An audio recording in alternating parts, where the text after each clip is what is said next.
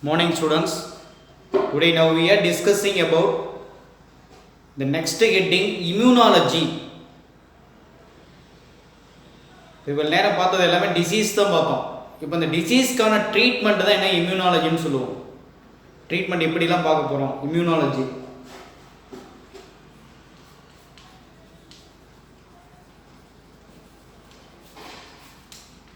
சரி, இம்யூனாலஜின்னு என்ன meaning? Immuno அப்படின்னாவே இம்யூன் சிஸ்டம்.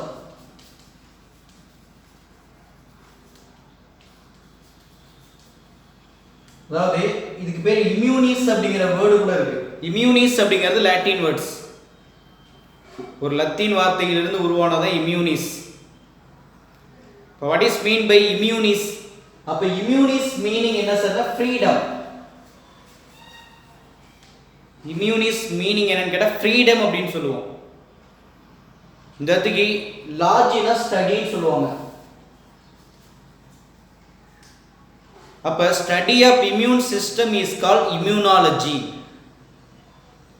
சரி, அப்படியே நோட்ஸ் எடுத்துக்கோ. Study of immune system is called immunology. அதுக்கு இம்யூனிஸ் அப்படிங்கிறது என்ன வேர்டுனா லாட்டின் வேர்ட்ஸ். ஓகே, என்ன மீனிங்? ஃப்ரீடம், எக்ஸப்ஷன் அப்படின்னு சொல்லுவோம். அப்போ இது ஒரு side.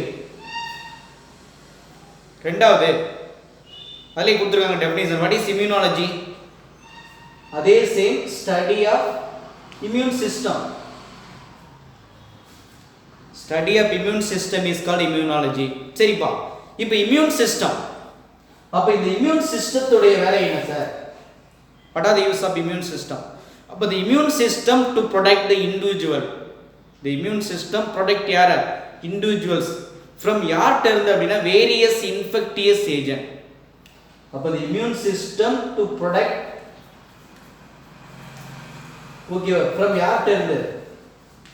various infectious agent, VIA, various infectious agents or environmental factor or etc. எல்லாத்துக்கிட்ட இருந்து முன்னைய பாதுகாப்பது தான் யாருடைய வேலை அப்படின்னு கேட்டால் தட் இஸ் இம்யூன் சிஸ்டம். இப்போ கொரோனா வைரஸ்லேருந்து யார் காப்பாற்றுறா? டாக்டரா? ஓகே, யார் சார் காப்பாற்றுறா? இங்கே உன்னுடைய இம்யூன் சிஸ்டம் தான் க்யூர் பண்ணுது. அப்போ இந்த இம்யூன் சிஸ்டம் டு ப்ரொடெக்ட் எதை?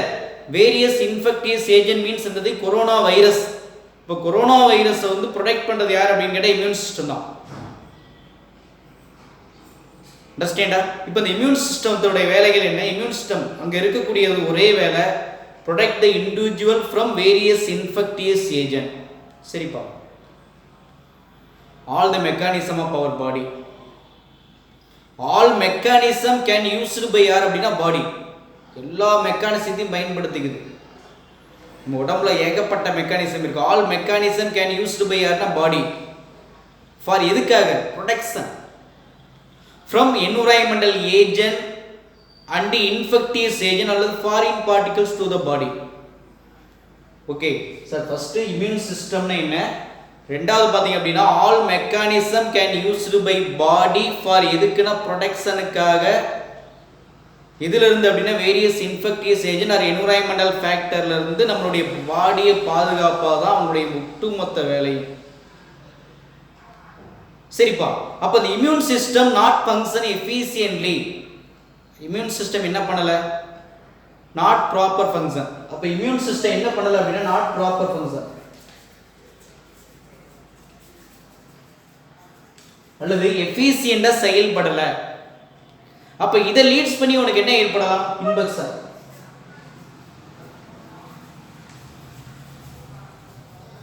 அந்த இன்ஃபெக்ஷன் தான் என்ன சார் அப்படின்னா கொரோனா அப்படின்னு ஞாபகம் வச்சுக்கோ.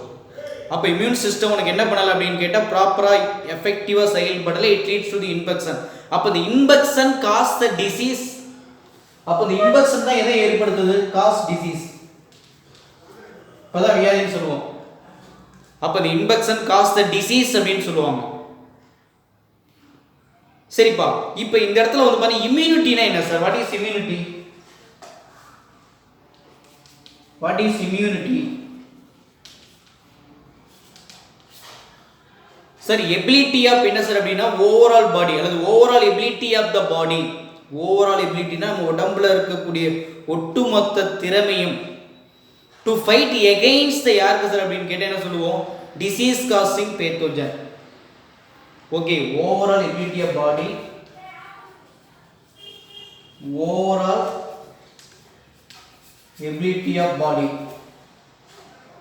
Okay, overall ability of body against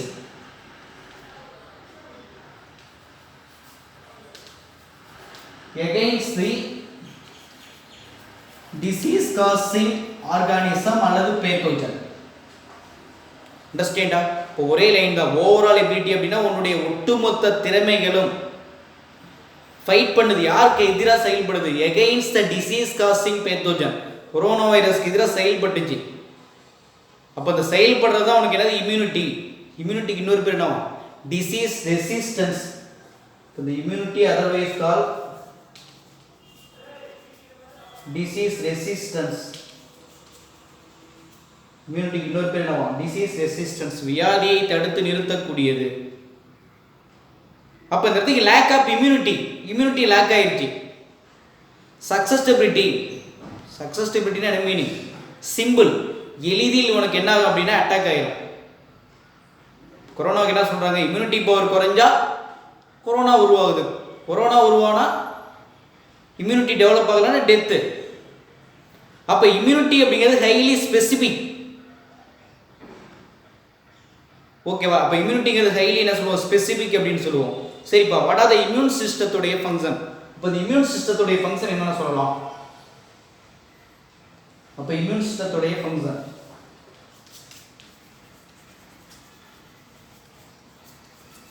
sir இதில் ஒரு 3 ஃபங்க்ஷன் கொடுத்துருக்காங்க. இம்யூன் சிஸ்டத்துடைய function first initiate destruction.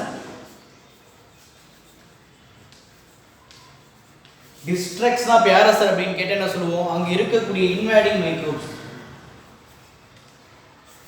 Invading microbes உள்ள நுழையக்கூடிய எல்லா நுண்ணுயிர்களையும் இன்வேடிங்னா என்டர். அப்ப ஈஸியா ஞாபகம் வச்சுக்கோ.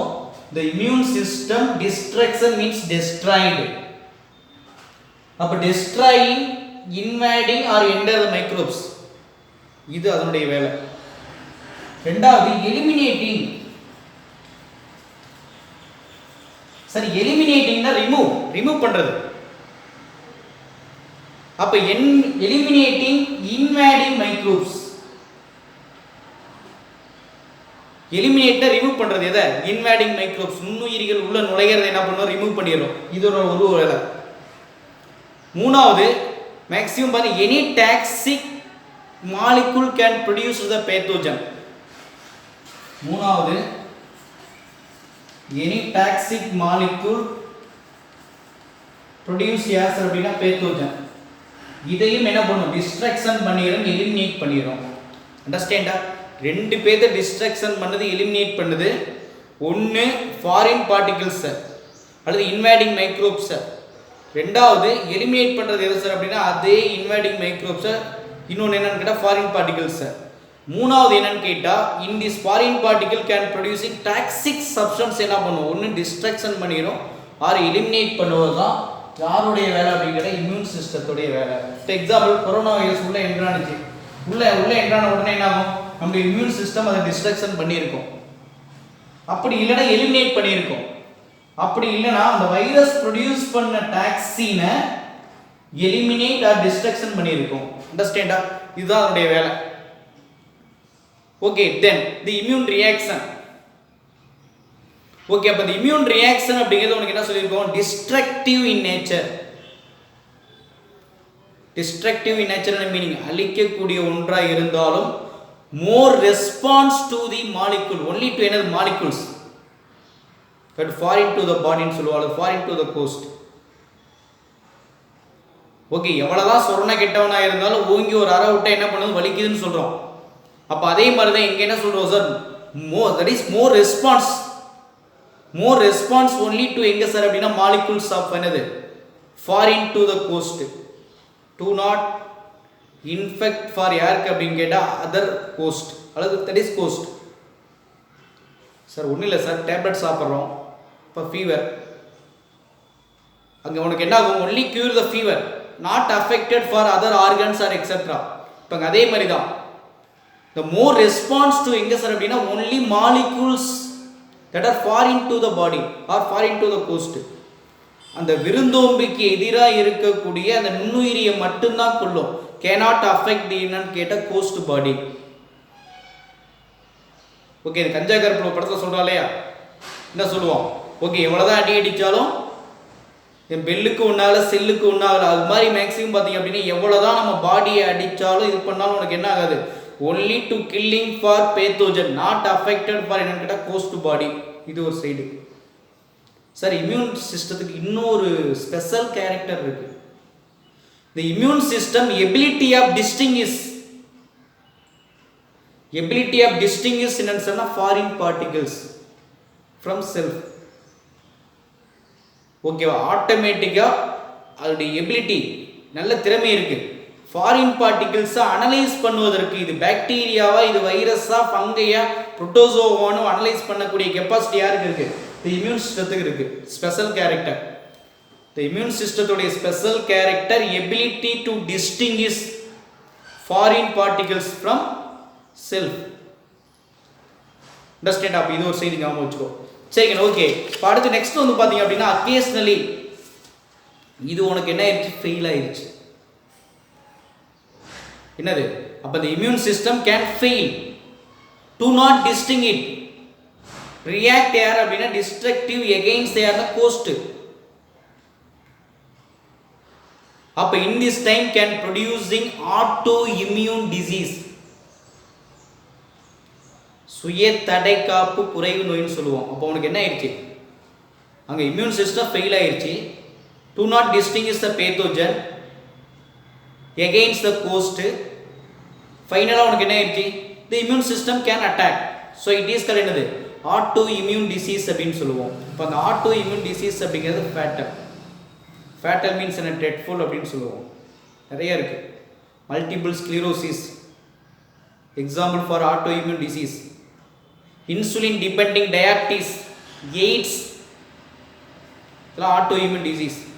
Chit, severe combined immuno deficiency disease, chit அப்படிங்கிறது எக்ஸாம்பிள் ஃபார் எதுக்கு, auto immune disease. AIDS, multiple sclerosis, insulin depending diabetes எல்லாம் எக்ஸாம்பிள் சொல்லலாம்.